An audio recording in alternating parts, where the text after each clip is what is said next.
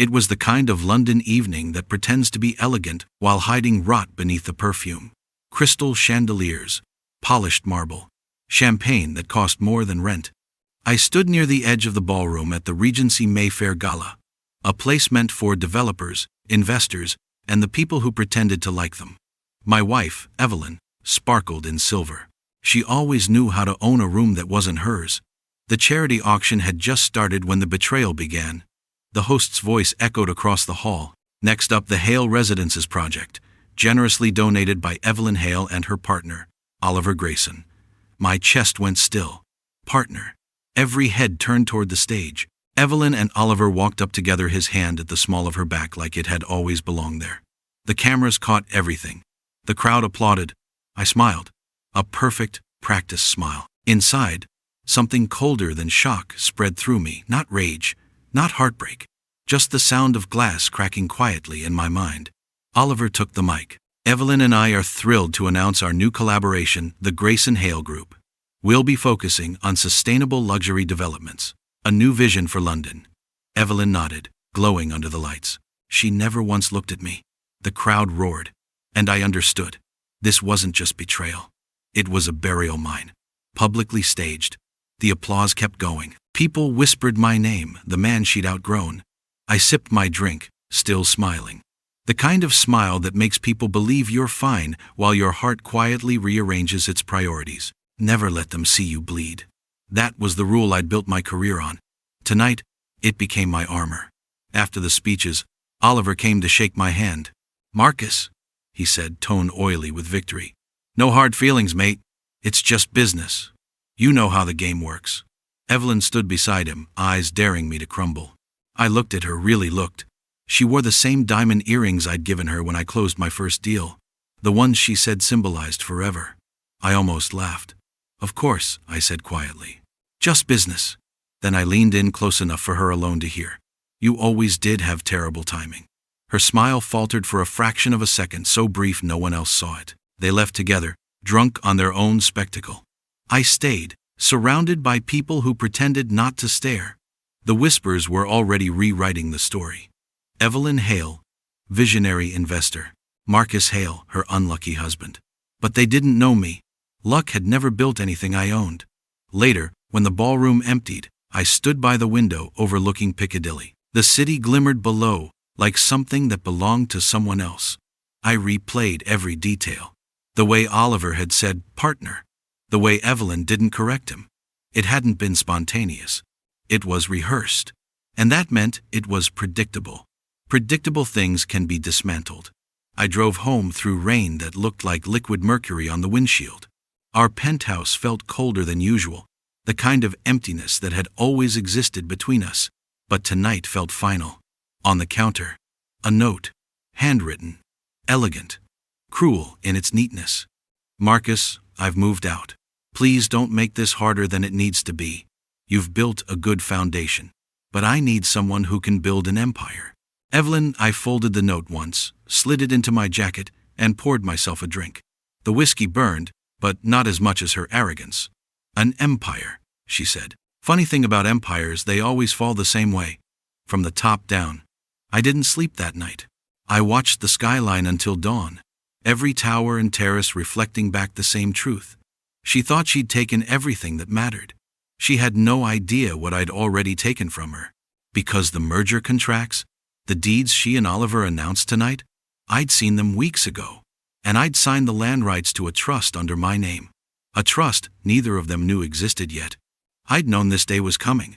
I just hadn't expected the performance. By morning, the gossip columns were everywhere. Power couple shakes up London real estate scene. Evelyn Hale and Oliver Grayson to redefine luxury development. Marcus Hale, the quiet genius behind the curtain. That last one almost made me laugh. Quiet genius. They were half right. I arrived at my office early, the smell of polished wood and ambition grounding me. My assistant, Claire, looked nervous. "Mr. Hale, the board's asking if you'll respond publicly." "Not yet," I said. "Let them celebrate. It'll make the silence hurt more later." She hesitated. "Are you okay, sir?" I looked her straight in the eye. "I've never been better. And I meant it. People think revenge begins with rage. It doesn't. It begins with restraint. Because when you refuse to react, you become unpredictable. And unpredictability is power. That night, I attended a smaller event, an investors' dinner. Evelyn and Oliver were there, radiant in their temporary victory. When our eyes met, she tilted her glass toward me like a toast. I tilted mine back and smiled. Because while she believed she'd walked out of my life with the spotlight, I was already building something brighter, a new firm, a new network, a future designed to cast her shadow exactly where it belonged, under my light. Success isn't about who wins first, I whispered under my breath as I watched her laugh in another man's orbit. It's about who builds something she can't survive without. That was the night Marcus Hale, the quiet husband, the patient architect, began construction on his real masterpiece. London doesn't sleep. It whispers. Every deal, every betrayal, every rumor finds a corner to echo in. By the morning after the gala, my name was on every financial feed and social column. Marcus Hale, the forgotten half. Evelyn Hale and Oliver Grayson, the city's new golden pair. I read the headlines as I drank my coffee, each word slicing deeper, then duller, until the pain became background noise. They wanted a story about my failure. Fine. I'd give them a better one, a sequel they wouldn't see coming. By mid-morning, my lawyer, Amelia Price, stormed into my office holding a folder. "You've seen the papers?" she asked. I nodded. "Front page. Flattering, isn't it?" She ignored my sarcasm. "Marcus, we need to discuss the Hale-Grayson merger. Evelyn filed to dissolve the marital business partnership last week." Quietly. I smiled. "I know." She blinked. "You what?" I leaned back. "She used my lawyer's paralegal to courier the documents. I've known since the signature draft hit her assistant's inbox. I told them to let her think it went through." Amelia froze, then exhaled. "You planned this?" "Not this," I said, staring at the skyline beyond my glass walls, "but something like it. It started months earlier. I'd noticed changes in Evelyn, the late-night meetings, the perfume that didn't belong to me, the casual cruelty that creeps into the voice of someone rehearsing detachment. She'd stopped asking about my work, stopped noticing when I didn't come home. I didn't accuse her. I observed her. Because suspicion without proof is noise, and noise wastes energy. Instead, I started building something quiet. A new company. A holding structure registered offshore, masked through a network of trusts. It was called Arden Group, named after the forest in As You Like It. A place where exiles built new beginnings. Ironic, maybe. Perfect, definitely. Evelyn believed she was the strategist between us. She knew people, she said. She understood optics. But optics fade when ownership is invisible.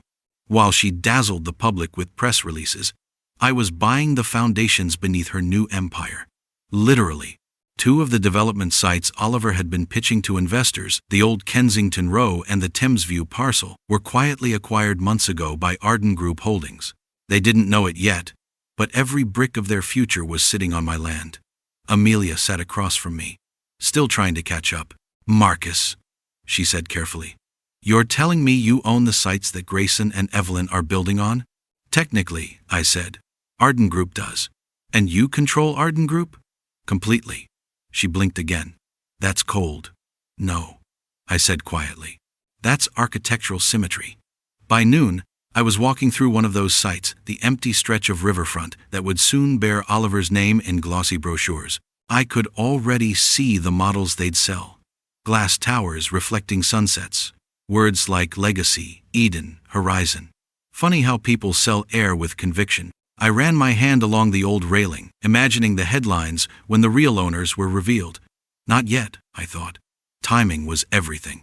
Revenge is a property deal too. You profit only when you wait for the right market moment. That evening, Evelyn called. First time since she'd left. "Marcus," she said, her voice clipped and professional. "I'd like to discuss a few remaining assets. Can we meet?" "Of course," I said. "Name the place." She chose the Langham Bar neutral ground, expensive enough to feel civil. When she walked in, she was radiant, sculpted for public life. But I noticed the small tremor in her hand as she placed her phone on the table. She'd been checking her image too often. That's how guilt manifests through control. "I didn't mean for things to end cruelly," she began. I almost smiled. "You mean publicly?" she sighed. You know how this world works. Appearances matter. You're talented, Marcus. But you don't play the game. You build quietly. Disappear. I couldn't build a future waiting for you to be noticed. You wanted faster scaffolding, I said.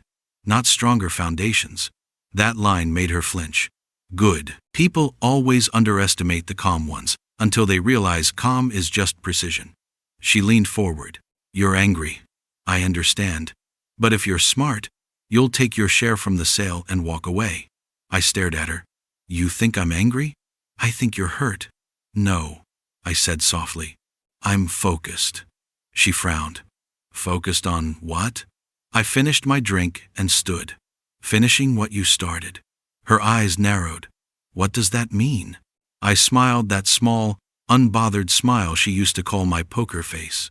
It means you should read the land deeds more carefully before you build your empire. Then I left her sitting there, the first crack forming in her perfect composure. Walking back through the rain, I felt nothing but clarity. The city was alive again. Every drop on the pavement sounded like applause waiting to happen. This wasn't about jealousy anymore. It was about balance, about returning energy to its source. They had humiliated me in public, so I would dismantle them in silence. No lawsuits, no scandal, just a slow erosion of everything they believed they controlled. By the time they realized who owned their foundation, it would already belong to me twice over. Back in my office, I looked over the models on my desk, my new project. The Hale District. 10 luxury developments across London, built under Arden Group's name. The irony was beautiful. Their betrayal had freed me from small ambitions. Now, I wasn't just rebuilding my life. I was redesigning the skyline. The next morning, my phone buzzed with a text from Evelyn. We need to talk. Urgent. I didn't reply. Because she didn't realize it yet. But the woman who once said I'd never be successful was about to work for me, and when she did, she'd see what real architecture looked like. Patience, precision, permanence, and poetic justice carved in glass. London looked different from the top floor of Arden Tower. The skyline no longer mocked me. It mirrored me. Every tower, every crane, every light across the Thames whispered the same thing. You're finally being seen, Marcus. But visibility was dangerous.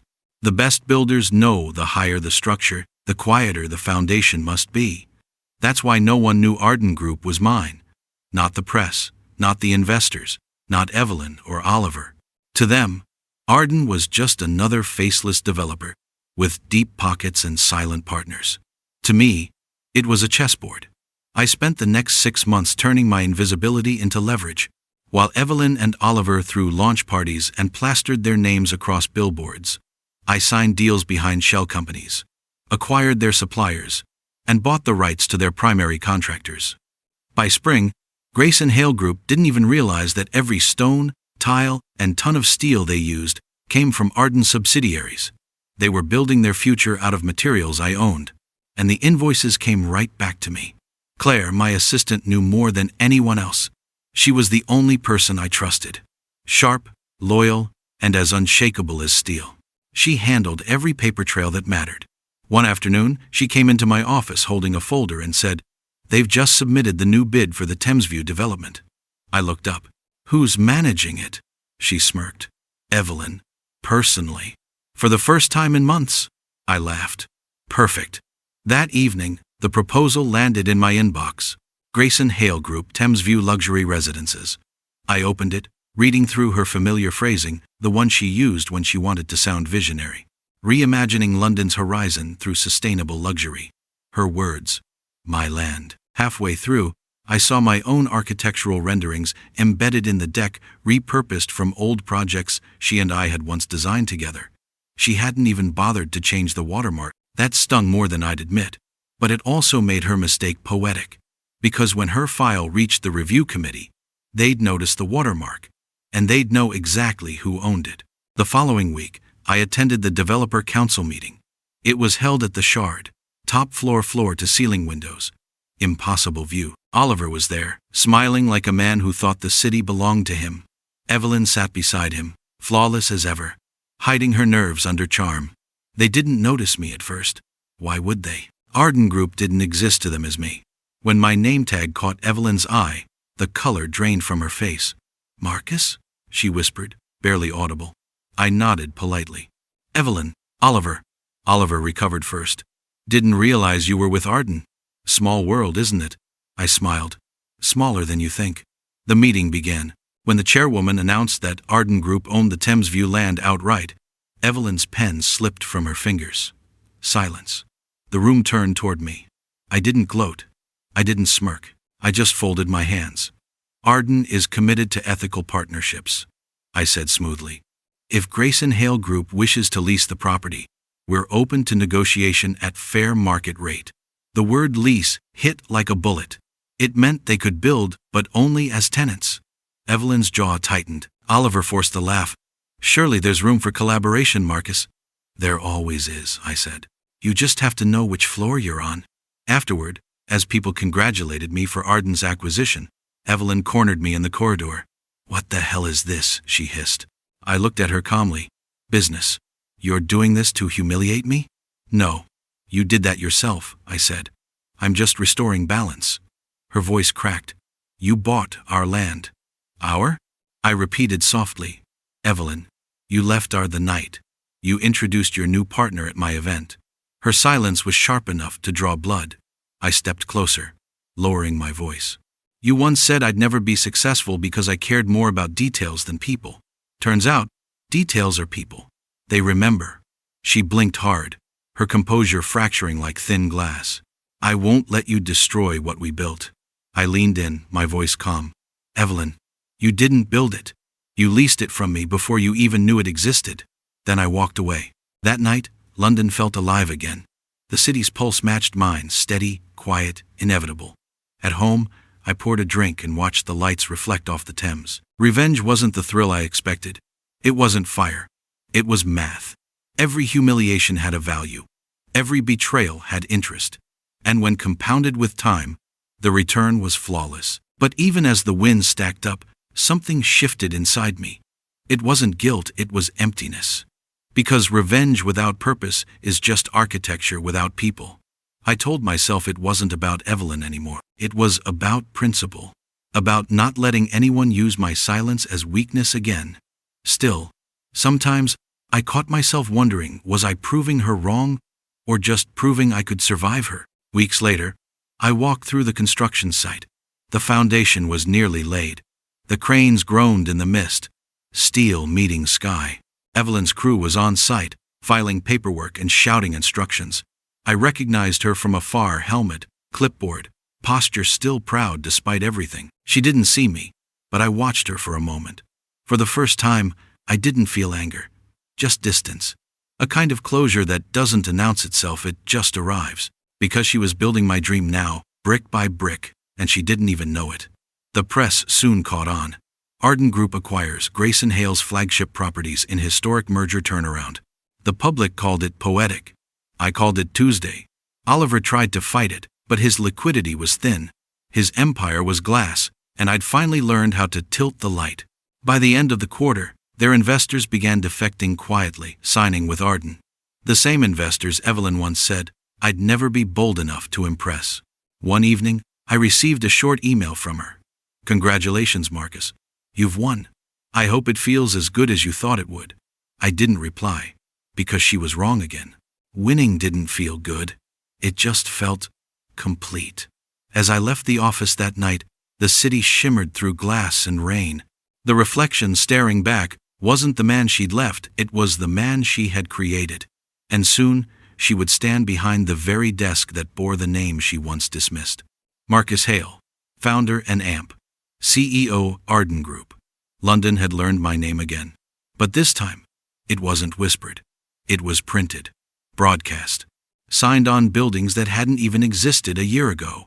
Marcus Hale, the architect of Arden, the man who bought his rival's future. The same journalists who once called me Evelyn's husband, now called me the visionary who changed the skyline. Funny how quickly people forget who held the knife first. By late autumn, the Grayson Hale Group was unraveling.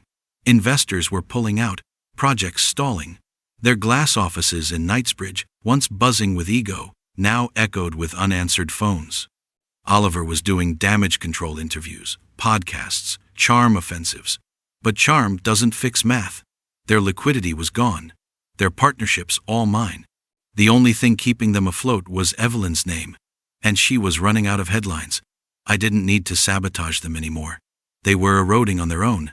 But sometimes, watching them try to save a sinking ship was like watching an old movie I'd already memorized.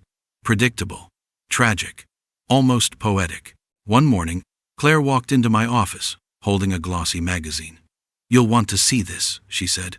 On the cover, Evelyn, photographed under the headline, "Fallen from Grace, How London's Power Couple Lost Their Empire." I skimmed the article. It was merciless. The journalist had done their homework, exposing debt, failed bids, and rumors of tension between her and Oliver. They'd even mentioned me. Insiders say Marcus Hale, her ex-husband, has quietly become one of London's most influential developers through his firm, Arden Group. Quietly. I liked that word. It meant I hadn't needed noise to be noticed. Claire hesitated before speaking. "Do you feel bad for her? Even a little?" I looked at the window at the city we'd both tried to own. "I feel what architects feel when they see a building collapse," I said. "Regret for the structure, not the design." She nodded, not pressing further. That's what I liked about Claire. She understood silence better than sympathy. A week later, the news broke. Oliver Grayson filed for bankruptcy. The timing was perfect. 2 days before Christmas, while the rest of the city celebrated under fairy lights, their empire was being auctioned piece by piece. The Hale Grayson offices, their luxury cars, even their art, all listed for liquidation. And who do you think acquired most of it? Arden Group. Through subsidiaries, of course, nothing personal. Just acquisition strategy. By New Year's Eve, I attended a charity gala at the Savoy. The same kind of event where Evelyn once humiliated me. Different room, different me. As I entered, heads turned. It wasn't the suit, or the money, or the name. It was the energy. People could feel when power no longer needed introduction. I was approached by executives, politicians, journalists, all eager to attach themselves to whatever Arden was becoming. But, somewhere between the glasses of champagne and the rehearsed congratulations, I realized something. The revenge was already complete. There was no thrill left, no satisfaction, only quiet. And maybe that was the real victory. The next morning, London woke to headlines again. Arden Group acquires former Grayson Hale headquarters in historic takeover. The image was poetic. Evelyn's nameplate being replaced by mine. Claire brought it to my desk, grinning. "They've officially signed over the property." "Good," I said softly. "Keep the building. Rebrand it." She hesitated. "What about the staff?" "Retain them," I said. "Everyone, except upper management." She smiled. "Merciful." "Practical?" I corrected. "They know the systems." And because irony loves subtlety, I added, "Post a job opening for front desk reception. Internal applicants first." It was months later when I saw her again. I didn't expect it. The elevator doors opened, and there she was standing at the reception desk in the Arden Tower lobby, hair pulled back, wearing the minimalist black uniform my HR team had chosen. For a moment, she didn't see me. She was greeting visitors, calm, professional, her voice perfectly measured. The same voice that once told me I'd never be enough. When her eyes finally met mine, time paused. "Mr. Hale," she said, voice low but steady. "Welcome back." The air between us was electric, thick with everything unsaid. Her smile was polite, practiced. Mine was real. I walked past her without a word, but not before whispering, "You always did have a good sense of space. The front desk suits you." Her composure cracked for a second, just enough for me to see the flicker of memory. Every great design needs symmetry. This was mine. Inside the elevator, I watched her reflection fade as the doors closed. No anger, no pity, just finality. Because real power isn't taking back what was stolen, it's moving so far beyond it that the thief becomes irrelevant. By the end of that quarter, Arden Group was London's most profitable real estate firm. Our developments expanded across Europe. Every magazine that once ignored me now called for interviews. I refused all of them. I'd learned my lesson: true success never needs to explain itself. And Evelyn? She stayed on, quietly. Never asked for favors. Never caused drama. Some said it was pride. Others said necessity. I knew it was both. Sometimes I'd see her in the lobby, guiding guests or answering calls.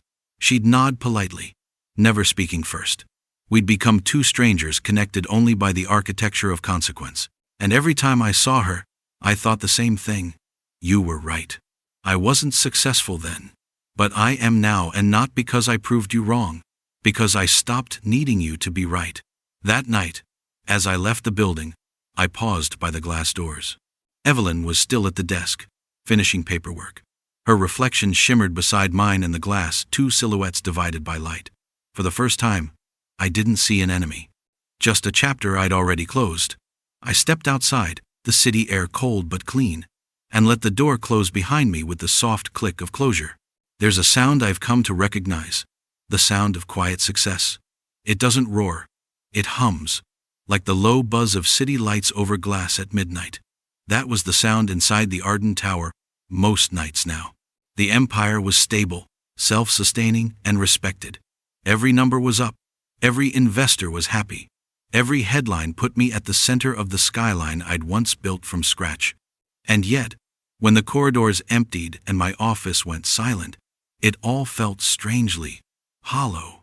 I often stayed late, pretending to review site plans long after the team had left. Truth was, I liked the quiet. It was the only place where no one was asking for anything. Across the city, cranes still worked under floodlights, their movements slow and deliberate. Watching them felt like watching myself still building, even when there was nothing left to build. It was around midnight one evening when I saw her again. Evelyn. She was locking up reception, wearing that black blazer with the company crest on the lapel. Her reflection moved across the marble like a ghost from another life. For a moment, I wondered if she ever thought about what it felt like to stand where she once stood above it all, adored, untouchable. But now she was here, closing doors for others to open. And I was the one inside. The first few weeks after she started, she didn't say a word to me. Professional, efficient, exactly how I used to be when I was invisible. Sometimes I caught her looking at the architectural models in the lobby, the ones she used to help design. Her eyes softened for a moment, then hardened again. That flicker of pride and regret, I knew it well. Because even in defeat, Evelyn still loved the art of creation. That's what made her dangerous back then, and human now. One Friday evening, I left the office later than usual. The lift opened, and there she was again, gathering papers at the reception desk. Our eyes met. For a heartbeat, neither of us spoke. Then she said quietly, "Long night?" I nodded. "Always." She hesitated, then offered something I didn't expect.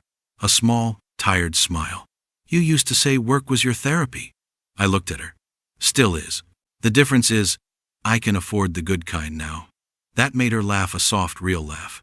The first I'd heard from her in years.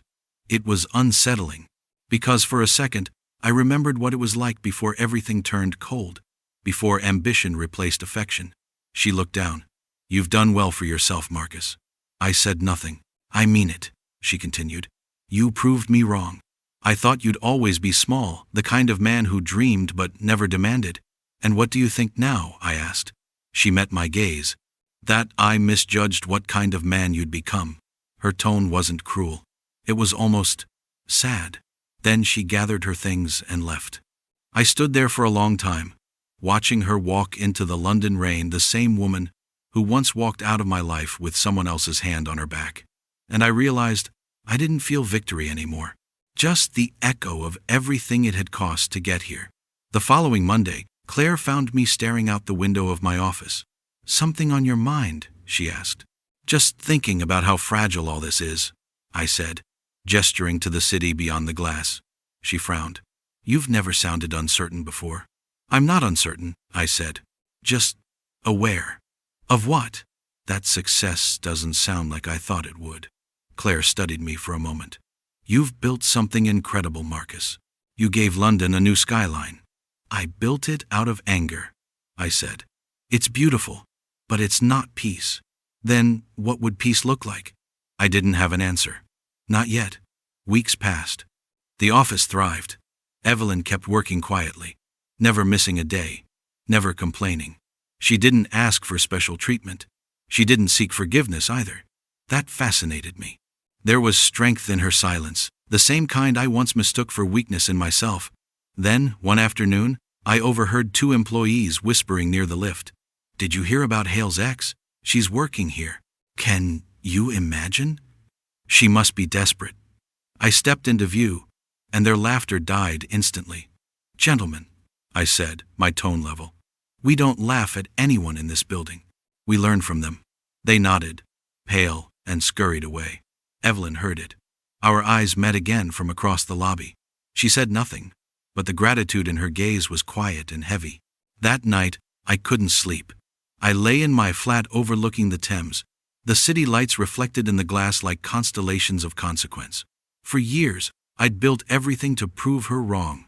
And now, even in her smallest defeat, I saw no joy, only exhaustion. It hit me then. I hadn't beaten her. I'd just outlasted her.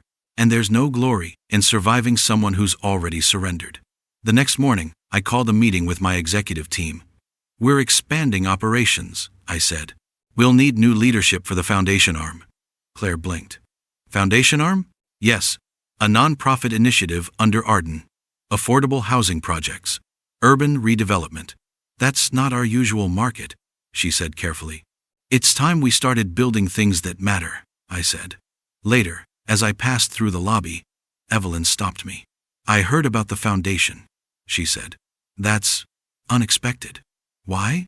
Because the Marcus I knew didn't do anything unless it profited him. I met her eyes. Maybe I'm not that Marcus anymore. She smiled faintly. Then maybe I didn't lose as much as I thought. That night, I walked through the construction site of our newest project, the Hale District, now complete. The towers glowed like quiet monoliths against the London sky. For the first time, I didn't feel ownership. I felt purpose. Maybe revenge had built the structure, but redemption could fill it. And as I stood there, the wind rising off the river, I finally understood the truth Evelyn had never meant to teach me. Success isn't about standing higher. It's about knowing when to stop climbing. The more power I gained, the quieter my days became.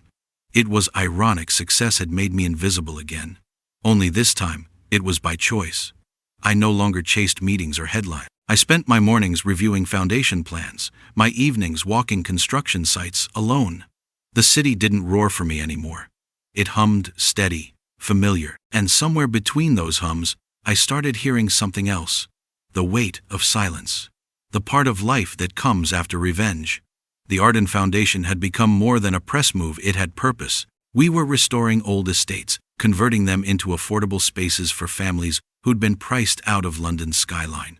Real work, real impact. I found myself spending more time there than at the main office. It grounded me. The people didn't care about my name or past scandals. They cared about walls that didn't leak and roofs that didn't break. It was there that I started remembering who I'd been before ambition rewired my soul. One cold morning, as I reviewed a restoration plan in the foundation's West End office, Claire appeared at the door. "Marcus," she said gently, "there's something you should see." Her tone was cautious, and that alone unsettled me. She handed me a small stack of forms, employment records, expense notes, and one medical file. It was Evelyn's. I frowned. "Why am I seeing this?" Claire hesitated. "Because she didn't tell you, and because I think you'd want to know before someone else does." I read through the notes. Her hours had been reduced. Her salary was nearly half of what she'd once earned. And her medical file recent scans, prescriptions revealed a diagnosis. Stress-induced arrhythmia, the kind that worsens quietly until it doesn't. For the first time in years, my chest tightened, not with anger, but something else. Pity? Concern? Maybe recognition. Because I knew that kind of exhaustion. I'd lived it once, different symptoms. Same disease. I spent the rest of the day distracted. Numbers blurred. Words lost meaning. All I could see was her behind that desk, smiling like everything was fine, while her heart betrayed her from within. By nightfall, I made a decision that surprised even me. The next morning, she was already at the lobby when I arrived. "Good morning, Mr. Hale," she said softly. I paused by the desk. "Evelyn, come with me." Her eyebrows lifted. "Excuse me?" "Just 5 minutes." I didn't wait for her answer. I started walking toward the executive lift. She followed. We rode in silence until we reached the top floor of my office, the place she once treated as hers by default. The door clicked shut behind her. She stood there, uncertain, her composure flickering. "Is something wrong?" she asked. "Yes," I said. You. Her breath caught. If this is about your health, I interrupted. That stopped her. She blinked, confused. What? I know about the arrhythmia, I said. The medication. The overtime. She froze. Who told you? Claire. Because she thought I'd still care. She folded her arms. You don't get to care. Not after everything. I'm not asking for permission, I said. I'm giving you a choice. Her eyes narrowed. A choice? Yes. A transfer. Full-time role at the Arden Foundation. Lighter hours. Better environment. No stress. She stared at me, incredulous. Why would you? Because I can, I said quietly. And because I should have done something kind a long time ago. She looked away, her jaw trembling. I don't need your charity. It's not charity, I said. It's correction. She shook her head. You think moving me around erases what you've done? No, I said, but it might stop either of us from making it worse. The silence between us deepened. Finally, she spoke. Do you ever regret it? What? This, she said.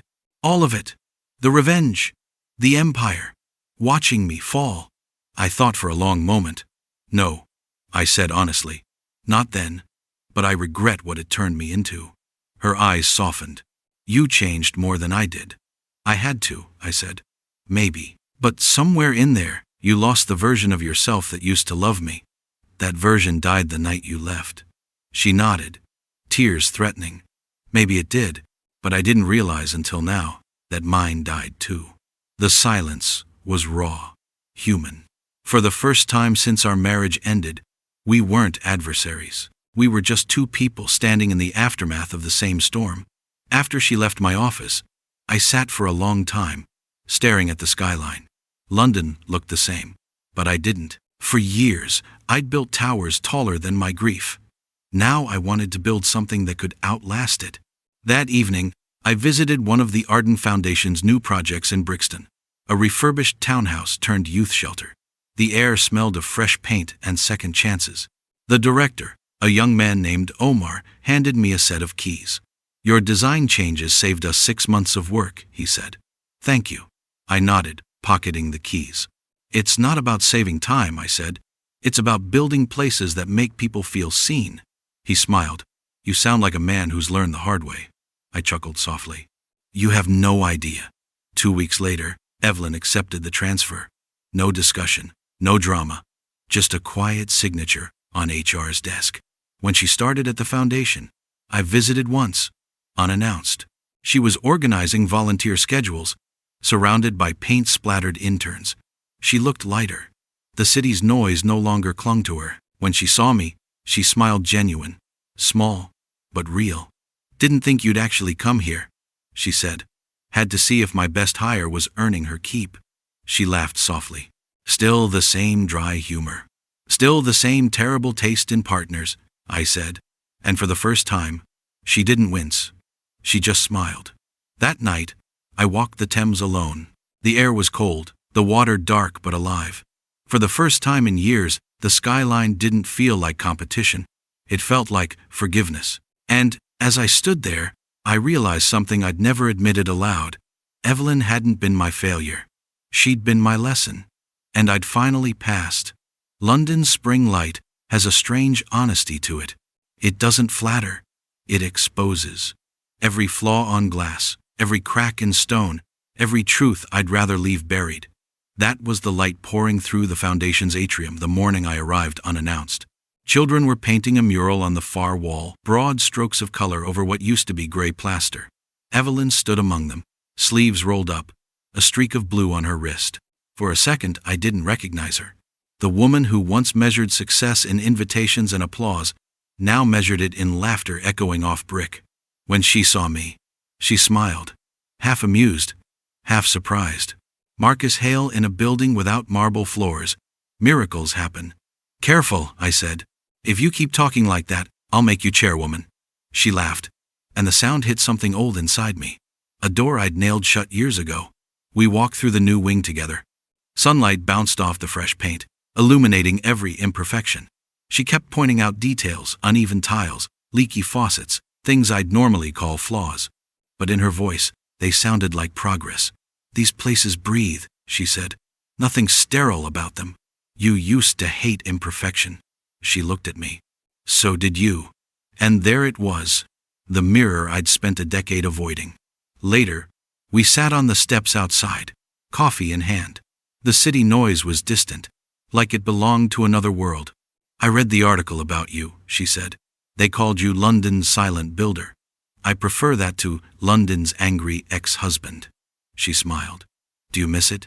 The noise? No, I said. Noise hides things. Silence reveals them. She studied me for a long time. You've changed, Marcus. You listen now. Maybe I finally have something worth hearing. Her eyes softened. You always did. You just shouted over it. The wind picked up, carrying the smell of rain. For a moment, I thought about reaching for her hand, the same impulse that used to come naturally. But I didn't, because this time it wasn't desire. It was gratitude. That night, back in my apartment, I couldn't focus on the spreadsheets glowing on my desk. Instead, I opened an old box I'd kept hidden, the one labeled Archive, Personal. Inside were letters, sketches, pieces of our first project together. Back when Evelyn and I believed the city could be bent by willpower and love alone. In one note, written in her looping handwriting, she'd once told me, the measure of what we build isn't height. It's how long it shelters someone. I'd forgotten that line. Or maybe I'd ignored it. Now it felt like the only blueprint that mattered. A few days later, the foundation held its first anniversary gala. Modest, local, nothing like the champagne spectacles of our old life. I arrived late, slipping into the back as Evelyn was finishing her speech. And sometimes, she said, voice steady, you have to lose everything loud to find something worth whispering about. Applause filled the hall. I clapped too, quietly. Afterward, she found me by the doorway. You stayed the whole time? I did, I said. You were good. I practiced, she said. For 10 years. We both smiled, aware of everything those words carried. Outside, rain fell in thin sheets across the pavement. We stood beneath the awning, watching taxis blur by. You could have ruined me completely, she said suddenly. You didn't? Why? Because destruction is temporary, I said. Design lasts longer. She tilted her head. And what did you design for me? Perspective. She looked away, blinking hard. I never meant to destroy you, Marcus. I know, I said. You just didn't know what you were breaking. Her voice cracked. And what about now? What are we? I took a slow breath. Two people who built the same house on different foundations. For a long time, neither of us spoke. Then she reached into her bag and handed me a small envelope. Inside was a folded photograph, one from our early days. Us, standing in front of our first model home, laughing, sleeves rolled up, covered in plaster dust. I kept this, she said. Not because I miss it, because it reminds me that we once wanted the same thing. I looked at it, the edges worn, the colors fading. It felt fragile, like proof that even perfect structures decay with time. I handed it back. Keep it, I said. You built half of that memory. Weeks passed. The foundation grew. And slowly, something softer began to return. Not romance, but recognition. Evelyn and I learned how to share space without stepping on history. We spoke more freely now, trading stories over coffee, comparing notes on projects. Sometimes she laughed at my stubbornness. Sometimes I let her win an argument just to see her smile. It wasn't forgiveness in one grand moment. It was forgiveness in daily details, in eye contact, in respect, in silence that no longer hurt. One afternoon, as we reviewed design plans for a new housing site, she said, You ever think about how strange it is that we ended up here? How so? You built towers to forget me. I built peace to find myself. And somehow, both paths led back to the same address. I smiled. Maybe that's what architects do. We build circles and call them skylines. She laughed. You always did like symmetry. That evening, as she locked up, I caught a glimpse of her standing in the doorway light from the hall, tracing her silhouette. For the first time in years, the sight didn't fill me with longing or resentment, just calm, because I finally understood what she'd taught me without meaning to. Love isn't always meant to last. Sometimes it's meant to instruct. And she had, in ways no victory ever could. Later, walking home through the city, I looked up at the skyline, the one we'd both shaped in different ways. The rain had cleared, leaving the glass towers gleaming like monuments to impermanence. For years, I'd thought revenge was about rewriting history. Now I saw it differently. It was about riding through it, carving a path so clean the pain could no longer follow. And somewhere between the buildings and the river, I realized I was finally, quietly, at peace. Temptation never announces itself. It arrives politely in a suit, with numbers that sparkle. The invitation came on thick, embossed paper. Private dinner, Lord Whitcomb, chairman of Titan Developments. I didn't need to Google it. Titan was the empire. They built cities the way storms build, coastlines sweeping, profitable, merciless. Claire left the envelope on my desk with one eyebrow raised. "You'll go," she said. "I haven't decided." "You've already decided," she replied. "You just haven't justified it yet." She was right. The dinner was held at Whitcomb's penthouse in Belgravia. Glass walls, rare art, a view of London that made the city look owned. He greeted me with the grip of a man who'd never been refused. "Marcus Hale," he said, "the silent builder himself. Impressive. Arden's reputation precedes you." "Reputation," I said lightly, "is just architecture built from gossip." He laughed, pouring 2 glasses of Bordeaux older than both our careers. "I'll get to it," he said. "Titan wants to absorb Arden. Full merger. You'd run the European division. Name your price." He slid a folder across the table. Inside was a number 8 digits, clean, obscene. "Take it," he said, "and you'll never have to lift a brick again." For a moment, the old thrill flickered, the same heat I'd felt when Evelyn once whispered empire. I imagined the skyline doubling, the headlines roaring, the sense of absolute, global validation. Then, uninvited, another image appeared. The Foundation's children painting color over gray, Evelyn's laugh echoing in the atrium, the quiet pride I'd started to mistake for peace. Whitcomb kept talking percentages, stock options, legacy, but every word sounded hollow, like wind through an empty structure. When he finally paused, I closed the folder. "Thank you," I said, "but I build to breathe, not to cash out." He blinked. "Everyone has a number." I smiled. "Mine isn't printed." I left before dessert. Outside, the night air felt colder, cleaner. The streets shimmered with rain. London didn't look owned anymore. It looked alive. For the first time, I realized how easy it would have been to start the cycle again. Trade peace for power, forgiveness for expansion, revenge's quieter cousin, ambition. But I'd already watched what unchecked building does to people. I'd watched it in her, and in me. The next morning, Claire was waiting. "Well?" "They offered the world," I said. I declined. She grinned. "Finally, learn to say no to skyscrapers. Just to the kind that block the light," I said. She looked pleased. "So what now?" "Now," I said, "we build small." That afternoon, I visited the Foundation. Evelyn was there, organizing volunteers for a new shelter in Camden. When she saw me, she tilted her head. "You look lighter." I said no to Titan. Her eyebrows rose. "You? Saying no to a billion-pound merger? What happened to you?" "I met someone," I said. "Myself." Finally. She laughed softly. "And was he worth waiting for?" I shrugged. "He's a work in progress." We spent the day reviewing blueprints together. It felt almost like old times, but different. We spoke without edge, disagreed without ego. For the first time, we were building something that didn't need to prove either of us right. At one point, she touched a model wall and said, "You ever think this is what success looks like now? Fixing what we once broke?" I nodded. "Redemption has better acoustics than revenge." She smiled. "That line belongs in one of your speeches." "I don't give speeches anymore," I said. "I just build them." Weeks passed, and the city began to move in rhythm again. Arden's name remained strong, but not loud. We funded schools, community housing, rooftop gardens.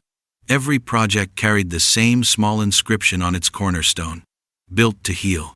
People started asking what it meant. I never explained. Some things aren't meant to be marketed. One evening, Evelyn found me on the roof of the Foundation, watching the sunset bleed gold across the skyline. "I heard Titan went under scrutiny," she said. "Corruption probe." I nodded. "Whitcomb called it bad luck." I call it karma. She smirked. You could have been part of that mess. I could have let it, I said. And I almost did. Her expression softened. You made the better choice. For once. The wind picked up, scattering papers across the table. She caught one, a draft mission statement for the foundation. She read the line aloud. To build spaces that forgive their creators. Did you write this? I nodded. She looked up. You always were poetic when you stopped talking about money. The light dimmed, and for a while we stood in silence, just listening to the hum of the city below. Then she said, almost shyly, I'm thinking of leaving London. Leaving? For a while, she said. The foundation has an opportunity in Lisbon, a new project. They asked me to oversee it. I took a breath. And you want to go? She nodded. I think it's time. I felt something shift and ache but not loss. More like the gentle pull of something finally finishing its course. You should, I said. The world's bigger than the mistakes we made here. She smiled, tears catching the last of the light. Thank you, Marcus. For what? For not building walls when you could have built cages. She left 2 weeks later. No dramatic farewell, no letters. Just a quiet departure at dawn.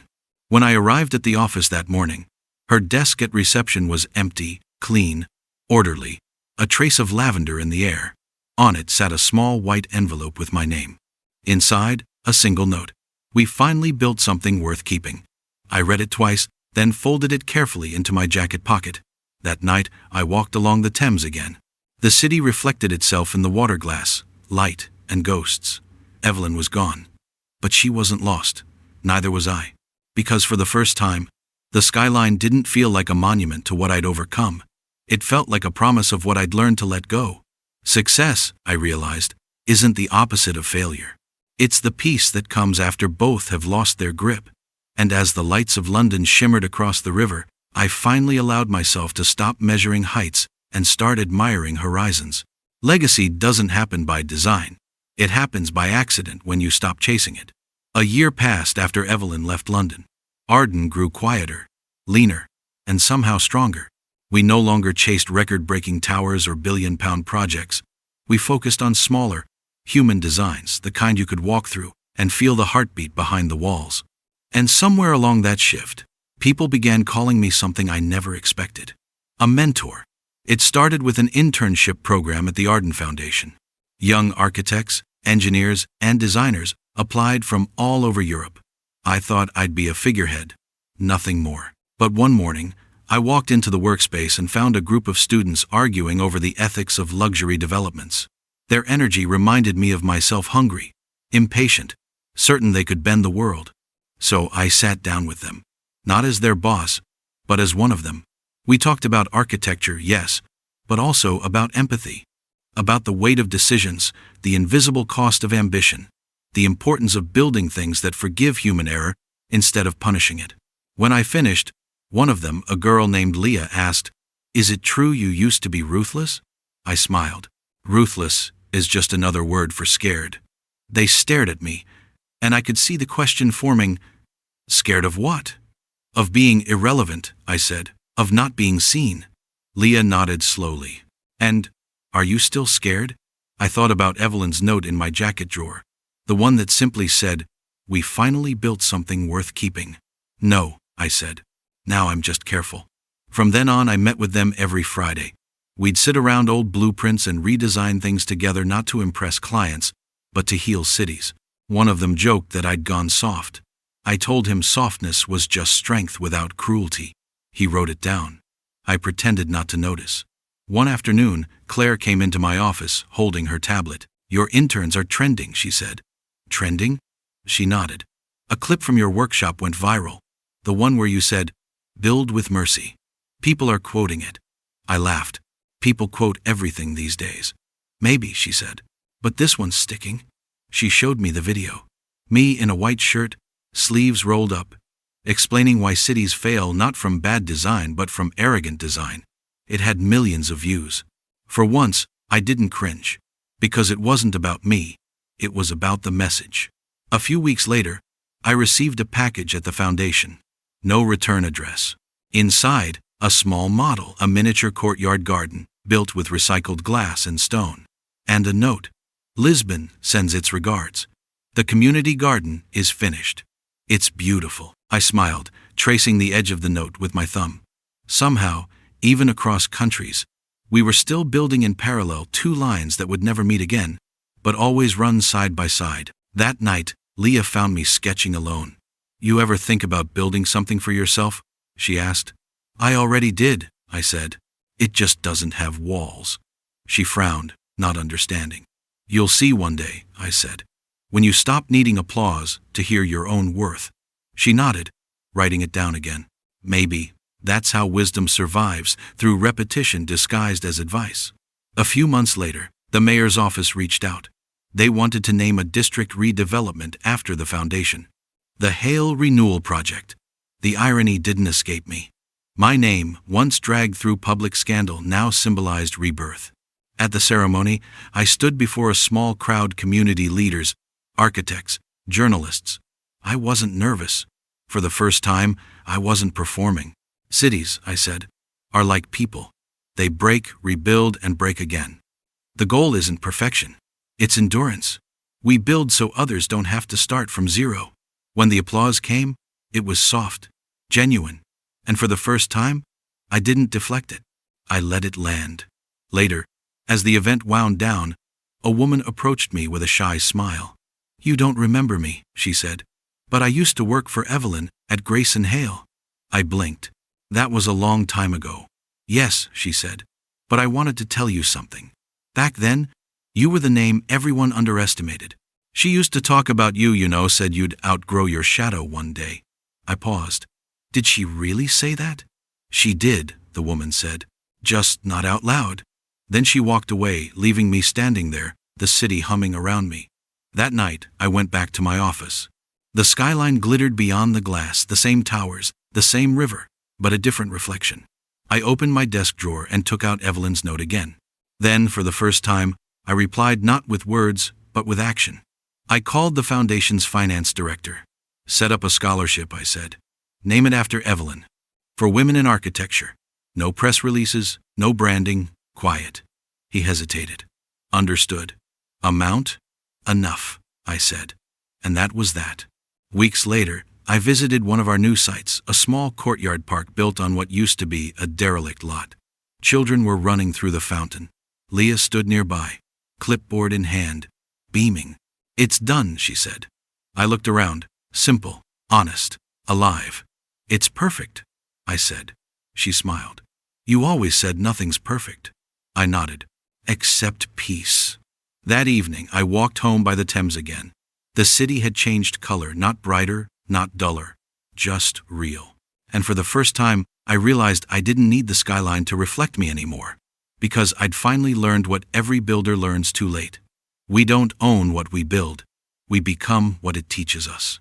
And what this city taught me was simple: forgiveness is the only architecture that never collapses. Lisbon smelled like sea salt and sunlight.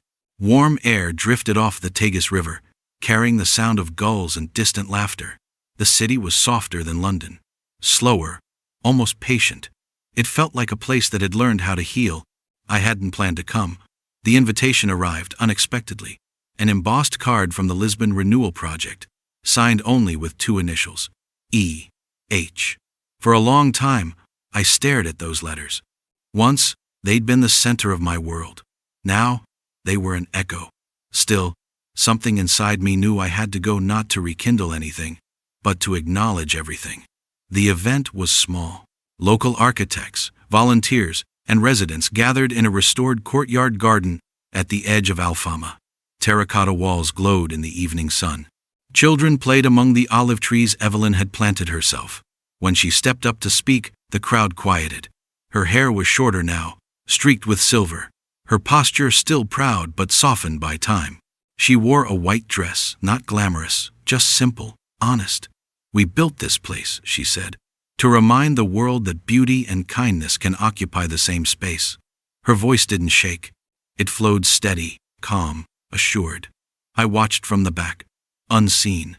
And for the first time since the night she humiliated me in that London ballroom, I felt no bitterness, just admiration. After the applause faded, she stepped away from the podium, greeting guests, thanking workers, laughing with the children. Eventually, her eyes found me. For a heartbeat, the world went still.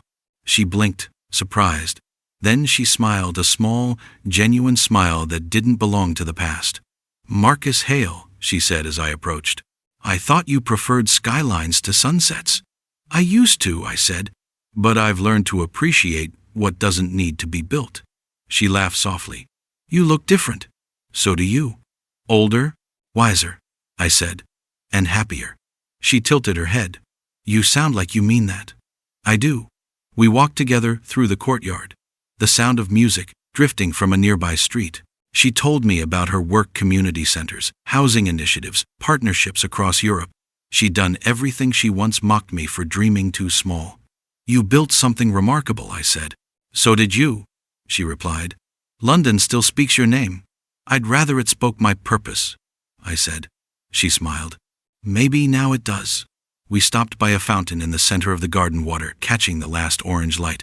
For a moment, neither of us spoke. Then she said quietly, "I heard about the scholarship." I exhaled. "Of course you did. You shouldn't have named it after me." "It wasn't for you," I said. "It was for the version of you who believed in building for others." Her eyes glistened. "You really have changed." "Maybe we both did," I said. "Just not at the same time." We sat on a stone bench, watching the reflection of the sky shimmer across the water. "I used to think revenge was closure," I said. "Turns out, it's just an expensive distraction." She nodded. "And forgiveness? That's the renovation," I said. "Takes longer, costs more, but it lasts." She smiled. "That's very you. Architects don't build fast," I said. "We build forever." The band in the corner began playing something soft, Portuguese, almost mournful. The guests started to drift away, leaving only the locals and us. "Stay for dinner," she said suddenly. I hesitated. "Would that be wise?" She laughed. "At our age, wisdom's overrated." So I stayed. We ate at a long wooden table beneath string lights. No photographers, no champagne, just seafood, bread, and laughter. For a few hours, we were no one special, just two people who had finally stopped competing with their ghosts. At one point, she looked at me across the table and said, "You know, you were never the black sheep I thought you were. You were just a wolf trying to protect his own." I smiled. "And you were never the villain I made you out to be. Just someone afraid to stand still." She raised her glass. "To standing still, then." I raised mine. "And to finally moving on." When the night ended, we walked back to the fountain. The city was quiet now, the air thick with jasmine and salt. "I should go," I said. She nodded. "You've got cities to fix. And you've got gardens to grow." We stood there a moment longer, neither of us wanting to break the silence. Finally, she reached out, touching my hand lightly, not like a lover, but like a friend, saying, "I see you now. Goodbye, Marcus." "Goodbye, Evelyn." And that was it. No grand promises. No final kiss. Just peace, the kind that feels like completion, not loss. The next morning, I walked along the cliffs overlooking the sea. The horizon stretched endlessly, golden light shimmering over water. I thought about how far I'd come from that London ballroom of betrayal to this quiet shore of redemption. For years, I built towers to prove my worth. Now, I understood that the strongest structure I'd ever built was invisible, the ability to forgive. Because forgiveness isn't surrender, it's reclamation. It's saying, "You don't own my story anymore." And as the waves broke against the rocks below, I whispered to no one in particular, "You were right, Evelyn. Empires crumble, but compassion rebuilds." When I flew back to London, I didn't return to an empire. I returned to a life. A modest office. A small team. A purpose that didn't require applause. The skyline looked the same as it always had, gleaming, sharp, proud. But for the first time, I saw it not as conquest, but conversation. Because the city no longer mirrored my ego. It reflected my peace. That evening, I stood by my office window as rain began to fall, soft, rhythmic, cleansing. I took out Evelyn's final note from Lisbon. On the back, she'd written one more line I hadn't noticed before. "You don't need to build higher, Marcus. You already built whole." I folded it carefully, smiled, and whispered, "At last." Then I turned off the lights and let the city glow for itself. London greeted me with rain again. Not the angry kind, just the steady kind, soft enough to listen to, heavy enough to remind you that this city was still alive. Months had passed since Lisbon. Evelyn's garden had made headlines across Europe. The foundation's work expanded faster than I planned, but for once, growth didn't scare me. It felt earned. I'd built enough towers to last a lifetime. Now I wanted to build people. But life, as it often does, had one last blueprint waiting for me. It came in the form of a man named Charles Wyndham, the new face of global real estate. Young, charismatic, dangerous in the way confidence without conscience always is. He requested a meeting, and I agreed, out of curiosity more than interest. We met at the Shard, in a conference room that seemed to float above the city. Rain streaked the glass behind him, blurring London into watercolor. "Mr. Hale," he said, extending his hand. Or, should I say, the man who made empathy profitable. I smiled faintly. "You make it sound like a scandal." He grinned. "Oh, it is to the right people." He slid a portfolio across the table. "We want to acquire the Arden Foundation, not to shut it down, to scale it. Global reach. I'll keep your name on it. The Hale Initiative. You'd be immortal." Immortal. That word used to ignite me. Now it sounded like a trap. I opened the folder. The numbers were staggering. Enough to fund 10 foundations. Enough to buy back every regret I'd ever had. And yet, as I scanned the fine print, I felt it immediately: the rot. They'd turn housing projects into luxury redevelopments. They'd gut the heart to decorate the walls. It wasn't a merger. It was a dismantling disguised as a compliment. I closed the folder. "I appreciate the offer," I said. "But you're trying to turn a lifeboat into a yacht." Wyndham leaned forward. "Marcus, think about it. You could change the world." "I already did," I said quietly. "Just not for sale." When I left the building, the rain had stopped. The city glistened like it had just been rebuilt. Maybe, in some small way, it had. That night, I took a walk through Brixton Gardens, one of our earliest projects. The buildings were modest, bright, and alive with sound. A community barbecue was in full swing. Kids ran through sprinklers. Someone was playing jazz from an open window. A girl of about 8 sat on the steps of a nearby flat, sketching in a notebook. She looked up as I passed. "Are you the man who built this place?" she asked. I smiled. "Some of it." She held up her drawing, a rough sketch of a city, full of color. "It's for my school project," she said. "We're supposed to draw the safest place we know." I studied the picture: buildings, gardens, people holding hands. It wasn't perfect, but it was alive. "It's beautiful," I said. She grinned. "I want to be an architect too." I crouched beside her. "Then promise me something." "What?" "When you build, don't just think about walls. Think about hearts." She nodded, serious in that way only children can be. "Like you did?" For a second, I couldn't speak. "Yeah," I said finally. "Like I tried to." As I walked away, the streetlights flickered on, painting everything gold. I thought about that girl, about Evelyn, about all the pieces of my life that once felt like rubble, and I realized something. Revenge had built my empire, but compassion had built my legacy. The difference was survival. Later that night, I returned to my office one last time. The city pulsed outside the windows, not as conquest, but as conversation. I sat at my desk and began writing my resignation letter from Arden Holdings. It was time.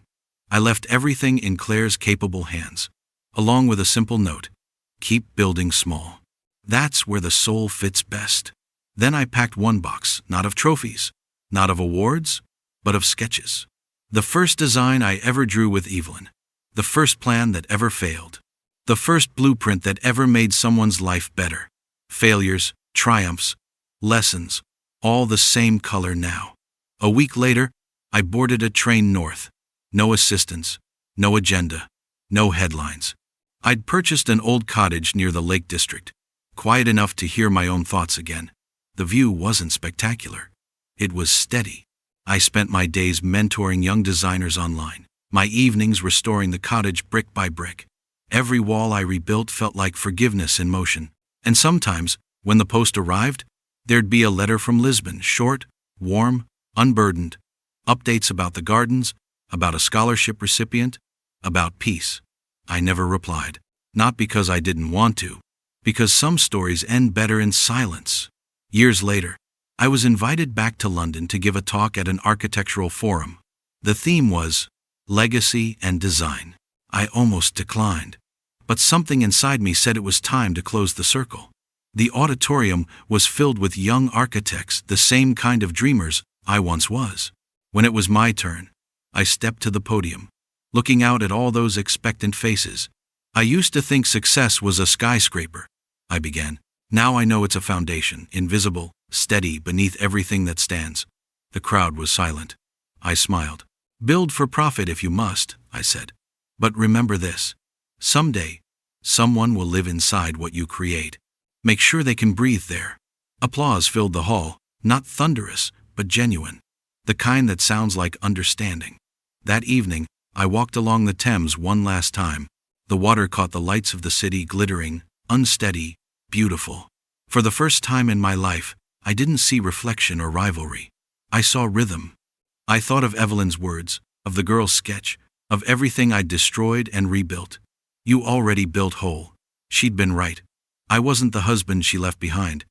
I wasn't the man who sought vengeance. I wasn't even the mogul London once whispered about.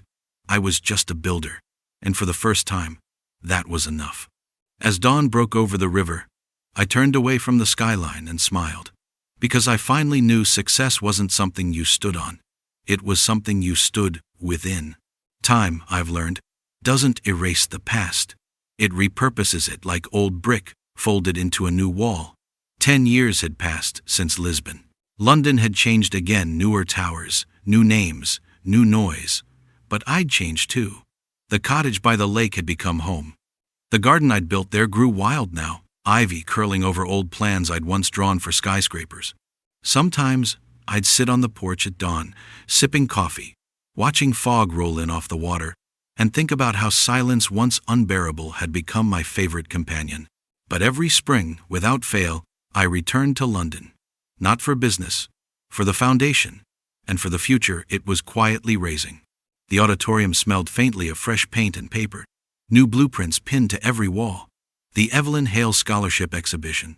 Each year, young architects from across Europe presented projects funded by that single act of redemption, a fund built not from guilt, but from gratitude. This year's theme was shelter and soul. I arrived early, slipping into a back seat like I always did. Claire spotted me from the stage, older now, but still sharp, still running the foundation with precision and warmth. She caught my eye and mouthed, "You didn't tell me you were coming." I smiled. "Surprises keep you young." She laughed silently, shaking her head, then returned to the podium. When the students began presenting, I listened like a man measuring the pulse of tomorrow. One project, a modular housing design built entirely from recycled materials, drew a standing ovation. Its designer, a young woman with dark curls and confident hands, stepped up to speak. Her name tag read, Isabella Cruz. Her voice was steady, her passion unforced. "When I was a child, I lived in one of the Brixton homes the Arden Foundation restored," she said. "That place gave my family safety, and me, a dream. I want to build places that give that same feeling to others." She paused, looking out over the crowd. I didn't know it then, but the architect who built that community changed my life. His name was Marcus Hale. Every head turned toward me. I froze, half embarrassed, half humbled. The applause that followed was softer than thunder, but louder than silence. I stood, nodded slightly, and for the first time, I didn't shrink from the moment. I accepted it. After the event, Isabella found me near the display boards. She looked different from that little girl with the sketchbook, taller, sure of herself, but with the same spark in her eyes. "You remember me?" she asked. "I do," I said. "You drew a city full of color." She laughed. "You told me to build with hearts, not walls. Did you listen?" "Every day," she said.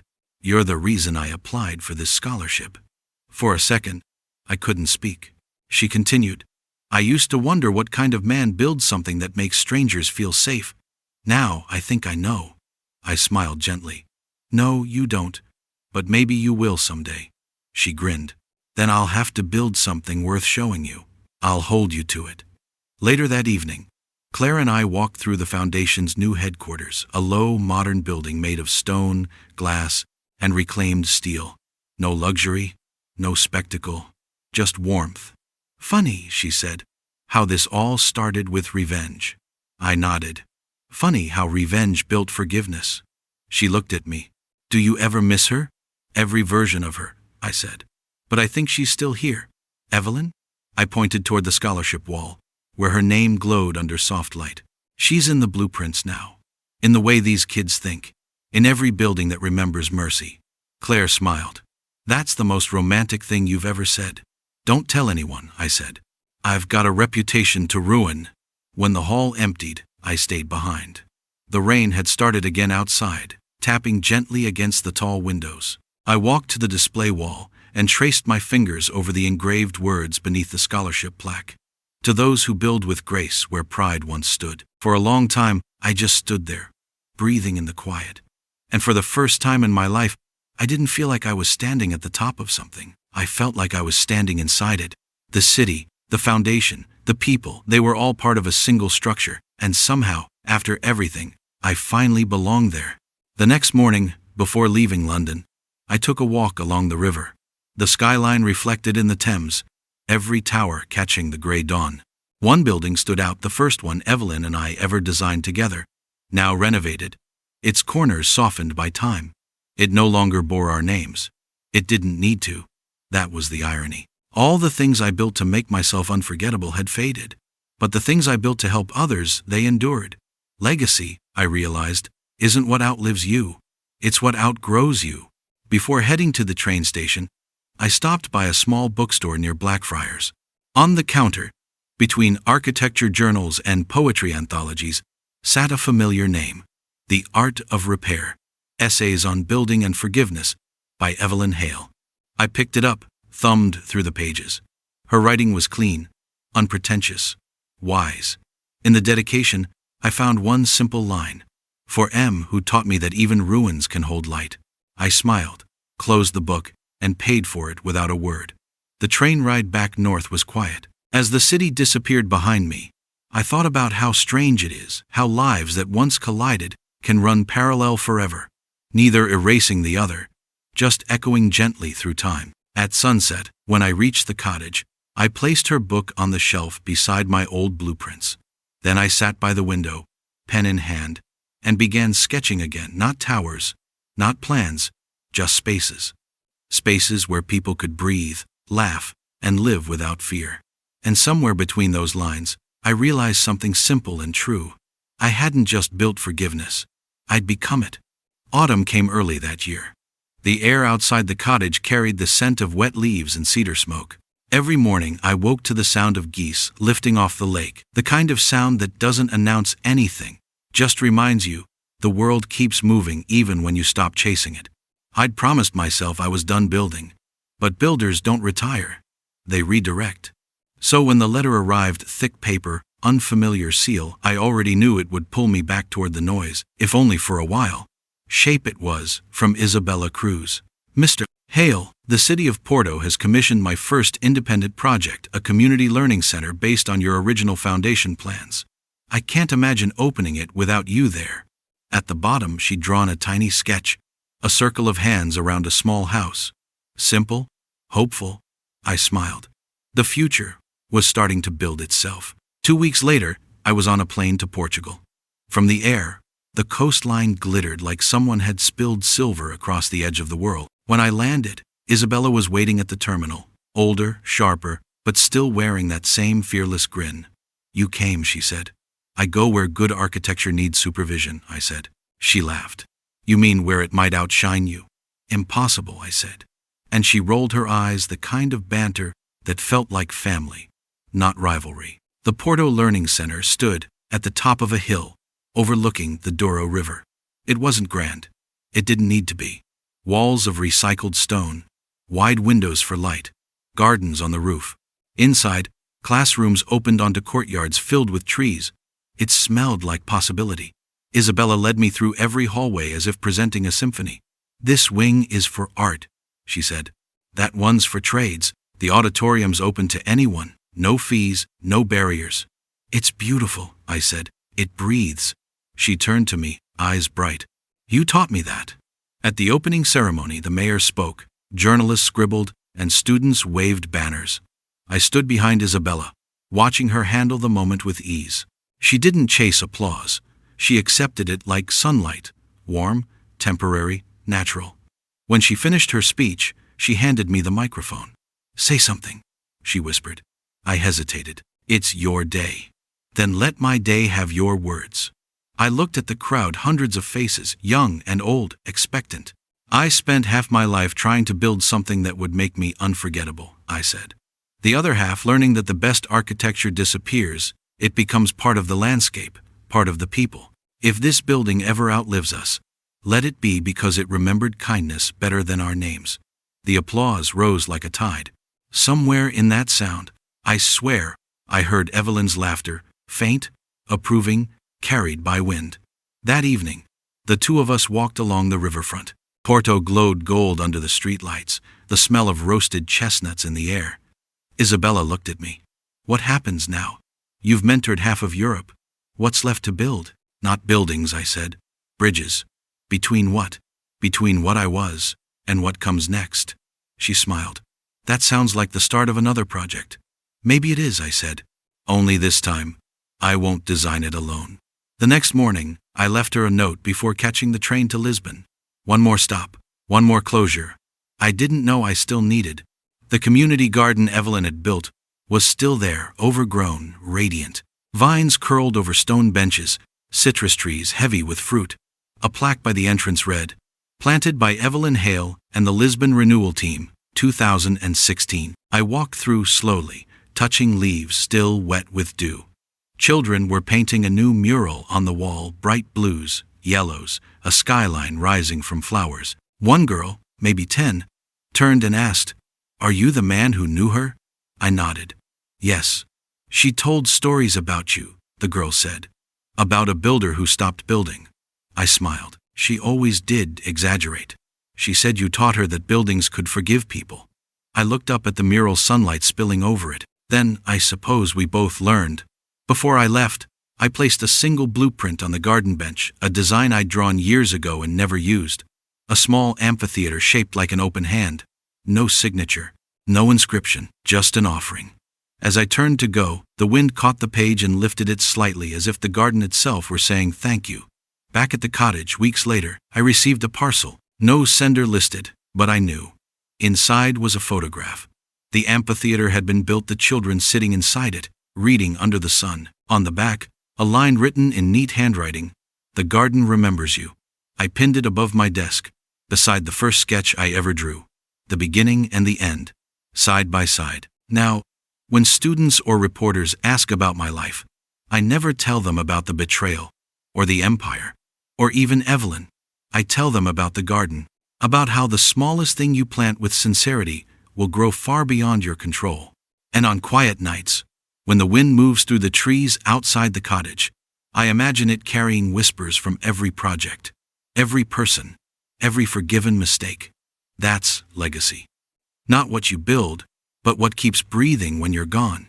Sometimes I still draw, not blueprints, maps, paths between people who will never meet, but will somehow, someday, complete one another's work. A girl in Brixton, a woman in Lisbon, a city that learned to love itself again, all connected by lines you can't see, but you can feel. When dawn breaks over the lake, light hits the old bricks of my cottage just so, turning them gold. Every year, the ivy climbs higher. Every year, I let it. Because I've learned that letting something grow wild is also a kind of design. I take my coffee outside, listen to the geese rise, and whisper the same words I once told a child with a sketchbook. Build with hearts, not walls. And somewhere, far away in a garden, in a classroom, in a city full of light, I know someone is still listening. Success, when it lasts too long, starts to echo. It comes back to you in other people's voices, quoting your words, copying your mistakes, repeating your story like a legend you never asked to live again. That's what I felt the first morning I stood before the Global Design Fellowship class. 20 young architects from 15 countries, all brilliant, all stubborn, all convinced they'd fix the world by redesigning it. They looked at me like I was myth and blueprint combined. The man who built empires and then dismantled them with grace. The architect who turned revenge into redemption. I hated that version of me. It sounded too perfect to be real, and perfection, I'd learned, is the first lie of power. The room was alive with sketches and arguments. Leah, now my deputy, introduced the cohort with pride. This program, she said, isn't about imitation. It's about evolution. Mr. Hale will challenge everything you think you know about architecture. A boy in the front row smirked. He looked maybe 25, sharp suit, sharper eyes. His name tag read Adrian Cole. Challenge everything, he said. Even you? Leah hesitated. Even me, she said. He turned to me next. And you, Mr. Hale? What happens if we decide your philosophies are outdated? The room went still. Some students looked horrified. I smiled faintly. Then my legacy will have done its job. He grinned, satisfied, already testing boundaries. That was the first time I saw myself not as I was, but as I had been. Ambitious, brilliant, dangerous. Over the next months, the program became my new life. Mornings spent in lecture halls, afternoons in design labs, evenings walking home through London's narrow streets, and everywhere I looked, I saw new versions of my old hunger. Adrian especially. He worked longer than anyone, argued harder than everyone. He challenged my every design with surgical precision. It wasn't disrespect, it was curiosity weaponized. One day, after a critique session, he cornered me. You talk about empathy in design, he said, but empathy doesn't win contracts. You built an empire on ambition, not kindness. I built it on both, I said. He smirked. No, you rebuilt it on kindness after ambition gave you everything you wanted. It was a knife, disguised as truth, and it cut perfectly. That night I couldn't sleep. Adrian's words echoed through my mind like hammer strikes. He wasn't wrong. When I first started talking about ethical architecture, part of it had been guilt management, a way to cleanse my name while pretending it was all wisdom. But something had changed along the way. Somewhere between Evelyn's forgiveness and Isabella's faith, the message had become real. Still, he'd forced me to admit it hadn't started pure. Maybe legacy always begins as self-defense. Weeks later, the fellowship hosted a design challenge, a sustainable housing prototype for a flood risk district. Each student presented before a panel of judges. The winning design would receive government funding. Adrian's presentation was flawless, sleek, innovative, and completely soulless. His design maximized efficiency by minimizing people. No courtyards, no gathering spaces, no warmth. Just glass and steel optimized for profit. When the panel praised it, I stayed silent. When it was my turn to speak, I said only, "It's brilliant, and it's empty." He smiled. "Empty sells, sir. Emotion doesn't." "Then you've learned the wrong lesson from my life," I said. The judges looked uncomfortable. Adrian just leaned back, eyes full of confidence. He believed he'd already won. After the session, Leah found me pacing outside. "You were too hard on him," she said. "He's too much like me," I replied. She folded her arms. "That's why you have to guide him, not punish him." "I'm not sure he wants guidance." "Then teach him anyway. You're not done building." Her words struck like truth often does soft, then sinking deep. 2 days later, I called Adrian into my office. He arrived looking smug, expecting another debate. Instead, I handed him an envelope. Inside was a plane ticket. "To Lisbon," he read. "What's this?" "A month-long placement," I said. "You'll work at the community projects there. See what architecture looks like when it's about people, not prestige." He frowned. "You're sending me away?" "I'm sending you to learn what blueprints can't teach." He looked at me sharply. "You think I need saving." "I think you need context," I said. He slammed the envelope shut. "You built monuments, Mr. Hale. Don't pretend they were for anyone but yourself." I met his glare evenly. "I built walls because I didn't know how to build bridges. Don't make the same mistake." He left without another word. A month later, he returned from Lisbon. Different. Not defeated. Just quieter. He brought photos of gardens, community houses, and a note from Evelyn's old team, still maintaining her legacy. "She designed simplicity," he said. It worked. She designed empathy. I corrected. He nodded. I understand now. Then, almost sheepishly, he handed me a sketch. It was his new design, the same housing prototype, but reimagined. Courtyards, green spaces, human flow. It's not perfect, he said, but it's alive. I studied it. It wasn't just alive. It was beautiful. Now, I said, you finally learned architecture's hardest secret. He frowned. Which is? That it's never really about the building. That evening, I walked through the fellowship studio alone. The students' models glowed under soft light, shadows stretching like dreams across the floor. And I realized they weren't my replacements. They were my continuation. Evelyn once told me the measure of what we build isn't height, it's how long it shelters someone. Looking at these young minds, I understood that shelter wasn't made of walls anymore. It was made of ideas. And mine had finally found a home. There are days when the past feels like it's finally gone, and then there are days it arrives in the mail. It was a gray London morning when the courier dropped the envelope on my desk. No sender listed, but I knew that handwriting. The way the loops on the M leaned slightly left, the deliberate, graceful pressure. Evelyn Hale. My hands hesitated before touching it. For 10 years we'd written nothing beyond polite acknowledgments through the foundation. But this envelope, it felt personal. I turned it over once, twice, then finally opened it. Marcus, I've been meaning to write for months, but I wasn't sure how to begin. The doctors say the arrhythmia is worsening. I'm fine for now, but travel is difficult. Still, I want to finish something that began long before we broke, maybe before we even met. Do you remember the design we sketched in Madrid? The sanctuary project we never built? I think it's time. If you're willing, come to Lisbon. Not for me, for the work. The paper trembled slightly between my fingers. It wasn't a plea. It was an invitation from the only person who'd ever known how to ask without asking. That night, I sat by the window of my flat, London lights flickering like distant stars. She was ill again. And she wanted to build something. For years, I'd imagined we'd already built everything worth building between us, from betrayal to forgiveness to legacy. But maybe there was one last bridge neither of us had crossed. Creation without competition. The next day, I booked a flight. Leah noticed immediately. Lisbon? She asked. I nodded. Does this have to do with her? Yes. She studied me for a long moment. Do you know what you're walking back into? Closure, I said. Or maybe just honesty. She smiled faintly. Be kind to her, Marcus. And to yourself.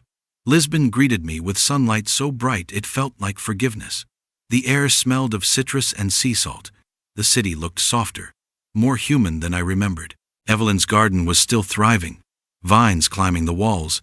Benches filled with children drawing, laughing, living.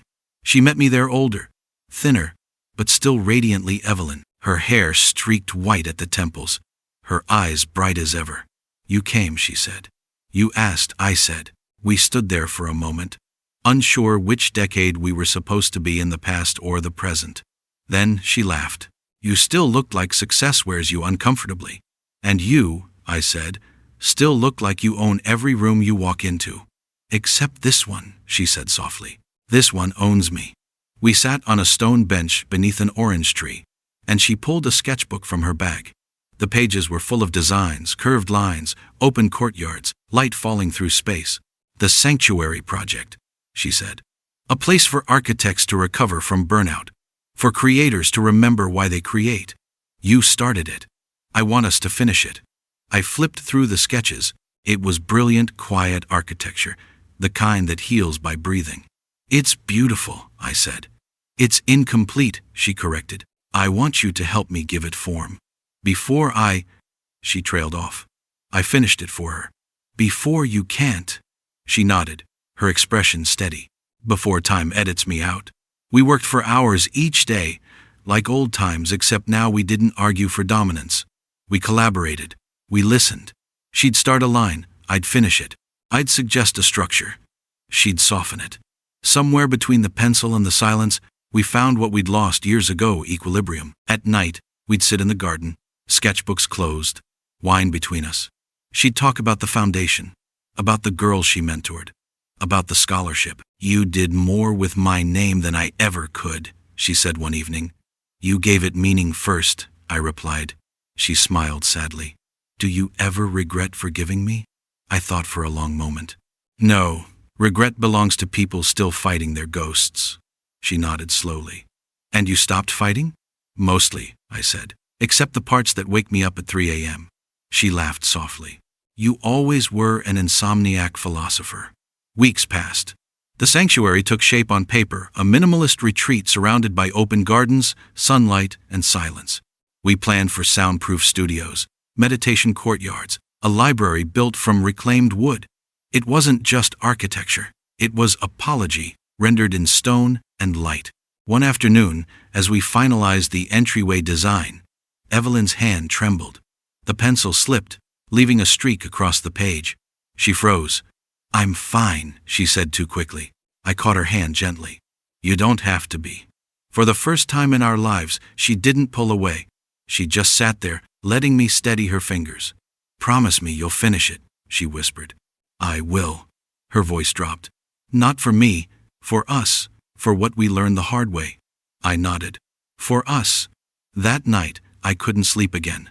I stood on the balcony overlooking the city. Lights shimmered on the river below, and I realized something I'd never said aloud.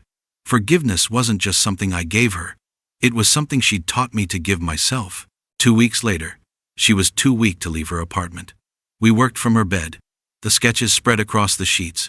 She'd drift off mid-sentence sometimes, pencil still in hand. One afternoon, she opened her eyes and said quietly, I thought success was immortality.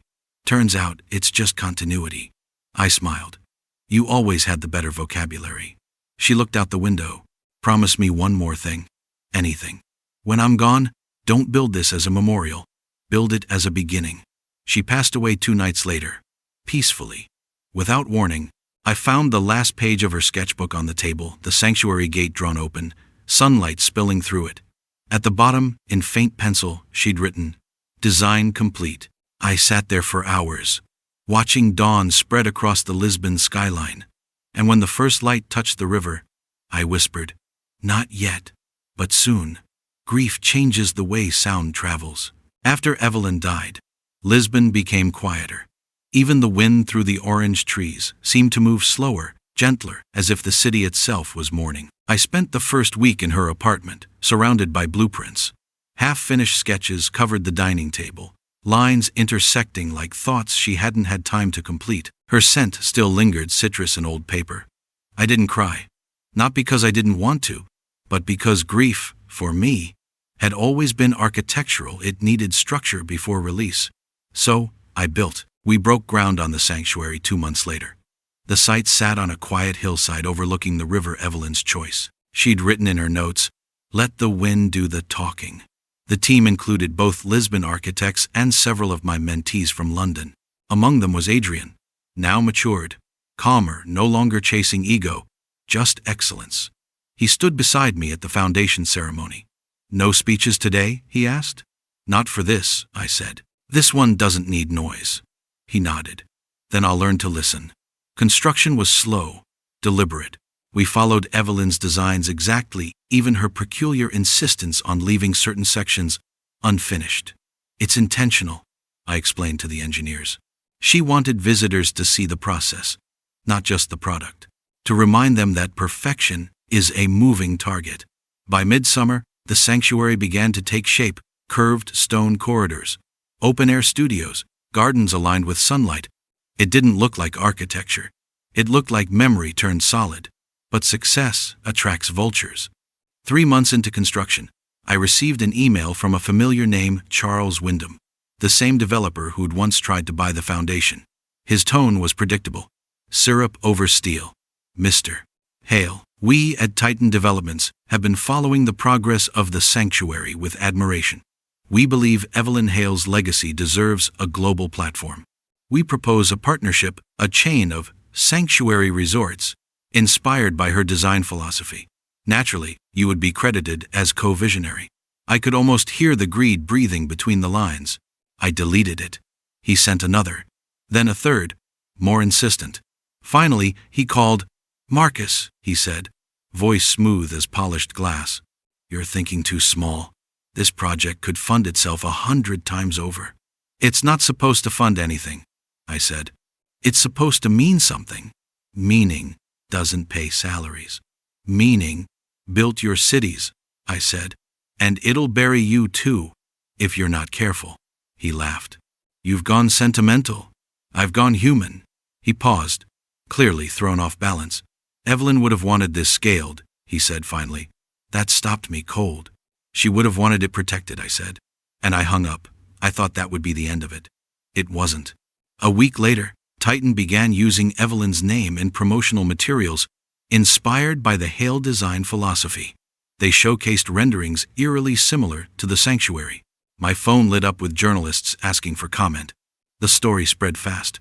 Corporate giant battles Marcus Hale over Hale legacy rights. For the first time in years, the old anger returned sharp, controlled, useful. Leah called from London. They're filing for trademark rights, she said. They're trying to own her name. Then we'll fight, I said. The legal battle lasted months. Titan had money. I had meaning. It wasn't a fair fight until people started choosing sides. Architects, artists, even journalists who'd once dismissed me began defending the sanctuary. The movement Evelyn had started, Compassion in Design, had grown too large to be bought. Adrian drafted a manifesto with the students from our fellowship. It went viral overnight. A legacy built for all cannot belong to one. Within weeks, public pressure forced Titan to withdraw the trademark claim. Their silence afterward felt like an apology they'd never make out loud. Construction resumed in peace. We worked long days under golden light, guided more by emotion than deadlines. Every evening, I'd walk the site alone, tracing Evelyn's lines in the air.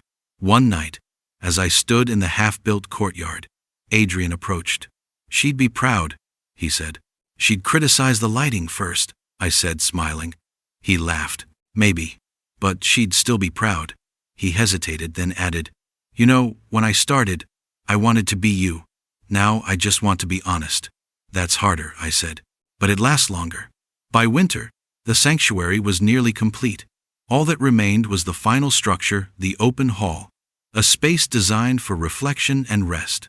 Evelyn had left no notes for this section, just one line scribbled in the margin of her sketchbook: leave room for silence. So, that's what we did. No decorations, no branding, just smooth stone, echoing light, and an aperture in the ceiling where the sky poured through. When it was done, I stood in the center of the room, the late sun cutting a square of gold across the floor. For the first time since her death, I felt her not as memory, but as atmosphere. It was as if the building itself was breathing.